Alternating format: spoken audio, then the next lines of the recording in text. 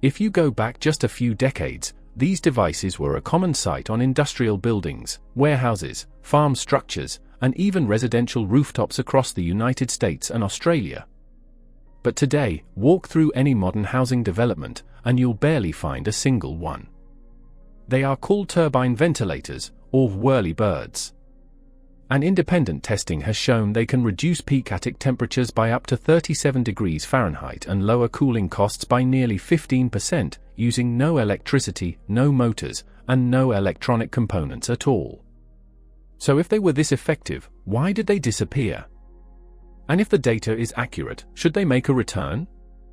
To understand that, we need to go back to one of the oldest engineering ideas in human history, moving air through buildings without any power source. Persian architects used wind catchers, known as badgers, to pull cool desert air into buildings while forcing hot air out through elevated shafts. But they were not alone.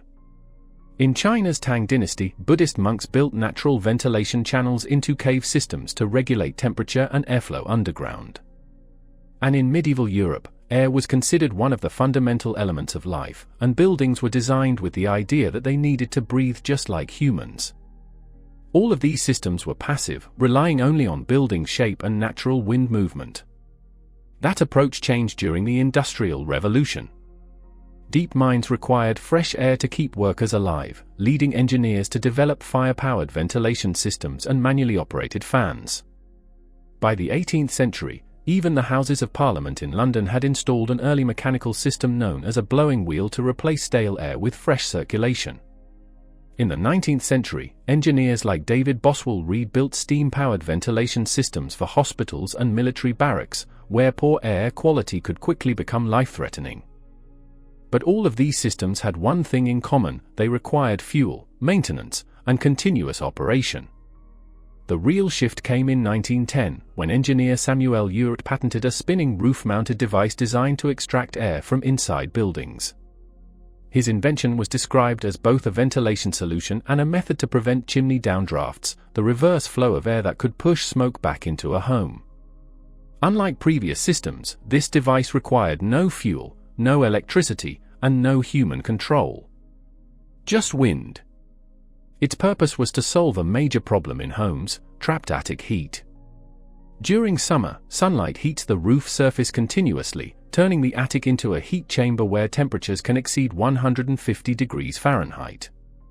This heat doesn't stay contained. It transfers downward into living spaces, forcing air conditioning systems to run longer and consume more energy. According to the U.S. Department of Energy, even small increases in attic temperature can significantly raise a home's cooling demand. In many homes, the problem becomes worse because air ducts run directly through the attic, causing cooled air to warm up again before reaching the rooms below. So instead of efficient cooling, the system ends up fighting itself. The goal of attic ventilation is to remove this trapped heat before it spreads downward. And that is exactly what turbine ventilators were designed to do, using three natural forces. First is Bernoulli's principle. As wind flows over the curved blades of the turbine, air speeds up and pressure drops. This creates suction that pulls hot air out of the attic. Unlike static vents that depend on natural drift, turbines actively extract air using wind energy. And the stronger the wind, the stronger the extraction.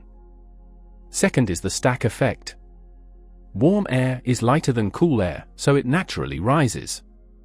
In a building with soffit vents and a roof turbine, this rising air helps push hot air outward even when wind is low.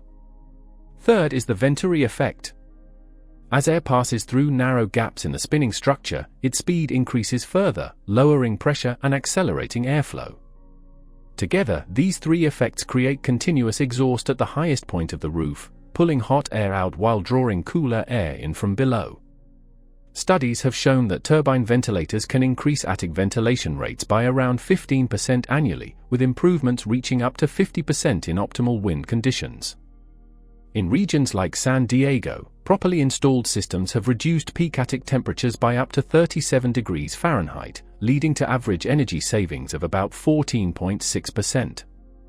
A 12-inch turbine can move between 250 and 350 cubic feet of air per minute at low wind speeds, while a 14-inch unit can reach up to 500 cubic feet per minute. And since the system uses no electricity, all savings come directly from reduced energy use. But there are limitations. A single turbine is often not enough for modern home sizes and heat loads. Air movement inside large attics can still remain weak or uneven. Proper ventilation design becomes essential.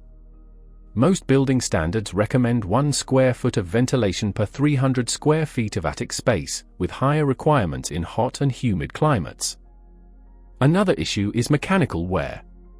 The spinning head depends on ball bearings, which can degrade over time due to dust, moisture, and lack of maintenance. This can cause noise and reduced performance. Cheap units made this problem worse, damaging the reputation of turbine ventilators overall. There is also a technical issue known as short-circuiting. When turbine vents and ridge vents are installed together, airflow can become unbalanced, causing one system to interfere with the other and reducing efficiency. Because of this, professionals often recommend choosing a single ventilation system for the entire roof. Beyond performance, appearance also played a major role in their decline.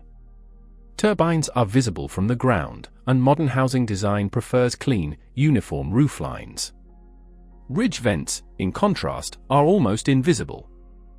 Homeowners associations began restricting or banning turbine ventilators in many developments for aesthetic reasons. Even in areas where they are allowed, placement rules often reduce their effectiveness by limiting installation to less optimal roof positions. Building codes also evolved. Modern homes are tighter and more energy efficient, and regulations now favor mechanical ventilation systems that guarantee precise airflow rates, something passive systems cannot always ensure. So over time, turbine ventilators slowly disappeared from mainstream construction. Not because they stopped working, but because the standards around them changed. Whether they should return depends on climate and building type.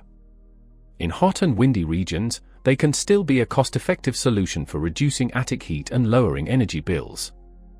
But in colder climates or highly sealed modern homes, they are often less practical and sometimes unnecessary. Today, ridge vents have become the more common choice. They provide continuous ventilation, require no maintenance, produce no noise, and blend into the roof structure. A simple system designed for long-term stability rather than mechanical motion. Thank you for watching. If you have suggestions for our next video, feel free to share them in the comments below.